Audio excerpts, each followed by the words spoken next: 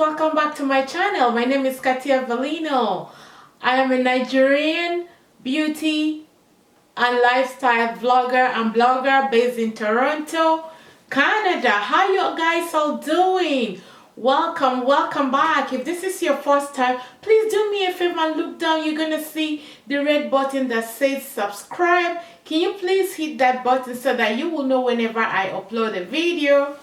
And also, when you hit that red button, don't forget to also hit the bell so that you will know when I upload a video. So today I'm going to run something very quick and very fast to you. It's 10 things, but I'm going to make it as snappy as possible. So something came up. Usually I do my videos, I do most of my videos according to people request and then according to some comments. So today what I want to share with you today are 10 things that African parents do have that Americans don't have, or maybe the Americans have that the Africans don't have. Okay, so I listed everything down. I have it on my paper because I don't want to forget any of them. Number one is the male. The husband takes care of the family. When I say the Africans have that the Americans don't have, or the Americans have that the Africans don't have, I'm going to the core traditions here. So the tradition of Africans, especially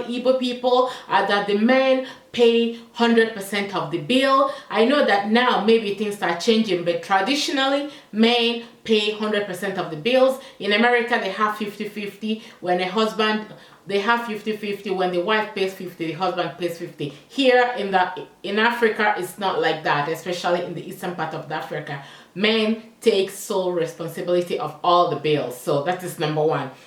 Number two, Africans pay their children's school fees regardless of how they're gonna get it. There is no loan, unlike this part of the world where children go and take loan to go to school. It is the responsibility of the family to pay their children's school fees. You can disagree with me on anything, but just leave a comment, but don't leave insulting comments for me or for anybody. I'm going to leave this forum open for people to share their views.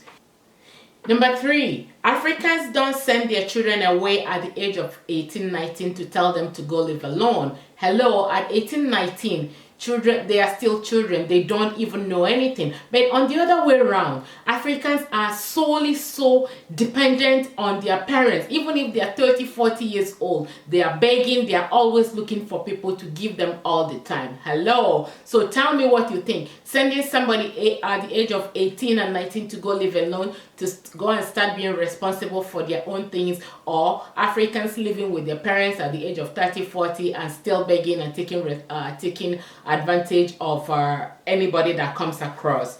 Number four, Africans' older siblings has to contribute to financially raising the younger siblings. So as soon as you're older enough and you're able to make money and get a job, African people see that as a responsibility that you have to chip in to raise your other siblings, like school fees and every other thing. So number five, in most cases, African parents determine the course or the things, the education wise, what their children will be. They will always say, I want my son or my daughter to be a lawyer. But in this part of the world, children are given the opportunity to decide what they want to be. So, and then you find out that some African children, after going to the university, they come out dabbling because they did not read what they wanted to do. They just did it because they wanted to please their parents.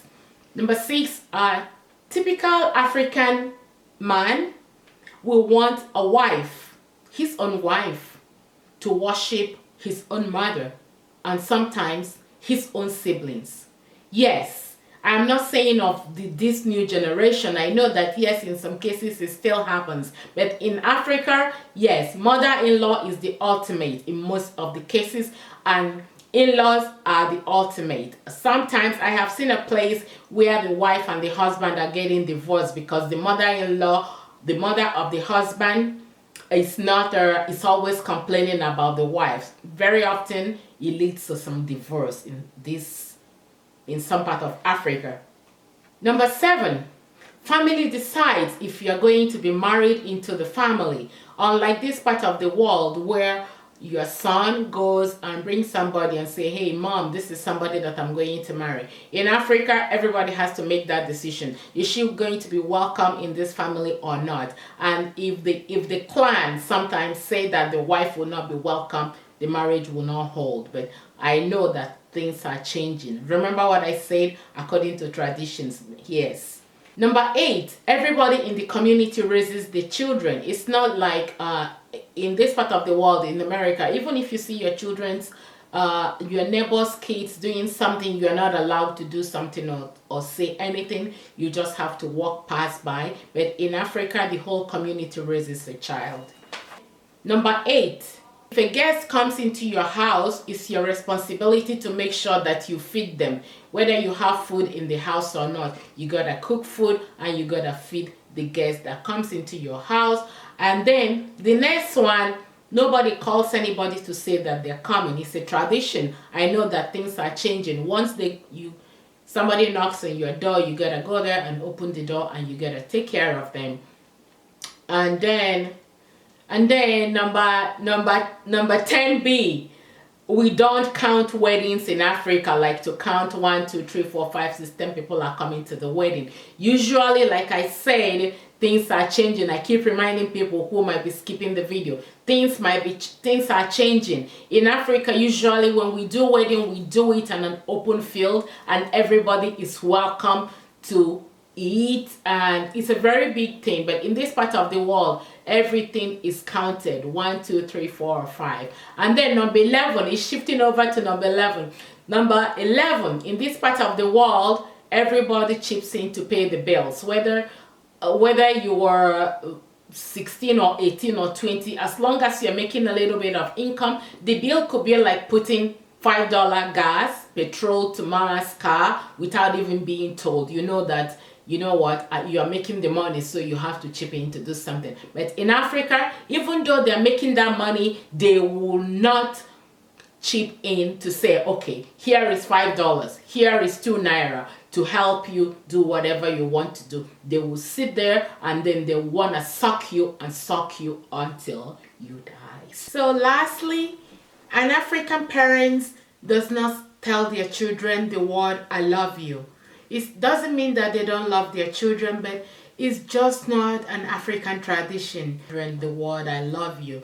Remember what I said? Yes, I do tell my children I love them, but I'm talking about the olden days, like our parents. It doesn't mean that they don't love us. It's just not our thing to say the word I love you. So let me know what you guys think. Leave comments down below. No insulting comments. It's an open conversation. Let everybody chip in their own opinion. This is what I know that is going on in this part of the world and also going on in Africa. Don't forget to share this video. Don't forget to subscribe to my channel, and I'll see you guys in my next video. Au revoir. Bye. Love you all. Bye bye.